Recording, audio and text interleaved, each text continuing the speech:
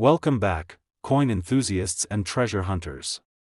Today, we're taking a close look at the 1979 United States quarter dollar, a coin that millions of Americans used every day in pocket change, vending machines, and payphones. At first glance, it might look like just another common Washington quarter, but hidden among these coins are rare varieties and striking errors that can transform a simple 25-cent piece into a collector's prize worth hundreds, or even thousands of dollars. The Washington quarter has been in circulation since 1932, and by 1979 it had become one of the most familiar coins in American life. The obverse, or front, still featured the bust of George Washington, designed by John Flanagan, with the word Liberty at the top, the motto "In God We Trust" on the left, and the date, 1979, below the portrait. On the reverse, you'll find the iconic heraldic eagle with outstretched wings, arrows in its talons, and olive branches beneath.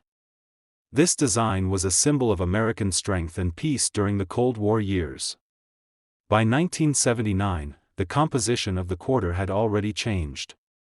Originally, quarters contained 90% silver up until 1964, but beginning in 1965, the mint switched to a copper-nickel-clad composition, which is what we see in the 1979 quarters. So while these coins don't contain silver, their real value lies in rarity, condition, and the mistakes that sometimes happen during minting. Let's talk mint marks. In 1979, quarters were struck at 3 mints: Philadelphia with no mint mark, Denver with a D mint mark, and San Francisco with an S mint mark for proof coins. The Philadelphia Mint struck over 515 million quarters, Denver produced more than 489 million, and San Francisco made about 3.6 million proof coins. With numbers that high, it's no surprise that most 1979 quarters are still only worth face value today in circulated condition. But that doesn't mean you should overlook them, because the rare high-grade examples and error coins are where the money is. In everyday circulated condition, a 1979 quarter is worth just 25 cents. Even in uncirculated condition, examples graded MS 63 or MS 64 are usually worth only a few dollars. However, when you reach higher grades like MS 67, prices rise dramatically. A 1979 D quarter in MS 67 has sold for over $1,000 at auction. These high grades are extremely rare because so many coins went straight into circulation, accumulating scratches and wear. Finding a pristine coin is like finding a needle in a haystack. Now, let's move into the world of errors and varieties, which is where collectors' eyes light up. One of the most exciting types of errors for 1979 quarters is the double die.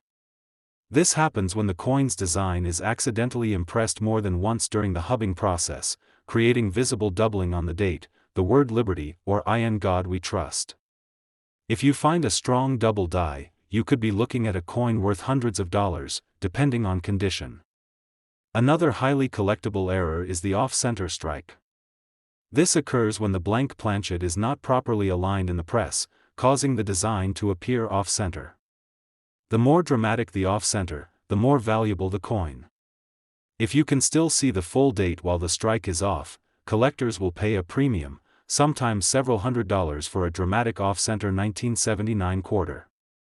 Clipped planchets are also possible. This is when part of the coin is missing due to a mistake when the blank was cut. These clips can range from small bites taken out of the edge to large dramatic missing sections. The bigger and more obvious the clip, the more valuable the coin becomes. Broad strikes and partial collars are also collectible errors. In a broad strike, the coin is struck without the collar die that normally shapes the rim, so the coin looks stretched or expanded. In a partial collar error, only part of the rim forms correctly, leaving one side raised and the other normal. These are not only easy to spot but also fun to collect, often worth $50 to several hundred depending on condition. Let's not forget proof coins from San Francisco. Proof quarters are specially made for collectors, with mirror-like fields and frosted designs. A typical 1979 S-proof coin might only be worth a few dollars, but if you find one in pristine deep cameo condition, it could bring $20 to $50. Rare varieties of proof coins, such as those with a Type 1 or Type 2 mintmark difference, can be worth more. The 1979 Type 2 proof, with a clearer and more defined mintmark, is much scarcer than the Type 1 and often brings higher prices. It's also worth pointing out that condition is everything. A coin with strong strike details, full luster, and minimal marks will always bring higher value than a worn coin, even without errors. That's why it's worth checking rolls of quarters from banks or collections, because sometimes untouched coins sit for decades and come out in nearly perfect condition. So, what should you look for in your 1979 quarters? Start by checking the mintmark.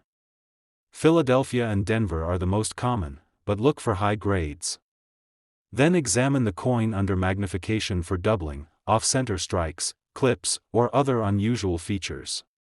If you think you've found something, it may be worth having the coin graded by a professional service like PCGS or NGC, as certification adds credibility and can boost value dramatically. Think about this: millions of these coins were produced, yet only a handful survive in top condition or with spectacular errors. That's what makes them so desirable to collectors. A coin that seems ordinary at first glance could be a rare variety waiting to be discovered. And here's something to remember: finding a rare 1979 quarter is not impossible. People have pulled double dies and off-center strikes straight from pocket change. One collector even reported finding a broad-strike quarter in their coin jar. These stories prove that treasure hunting with coins is real, and anyone can get lucky if they know what to look for. So the next time you see a 1979 quarter in your change, don't just toss it aside. Take a closer look. That small piece of metal might be worth far more than 25 cents. Whether it's a flawless high-grade example, a dramatic mint error, or a proof variety, the 1979 quarter has the potential to be a valuable hidden treasure. Coin collecting isn't just about the money, though.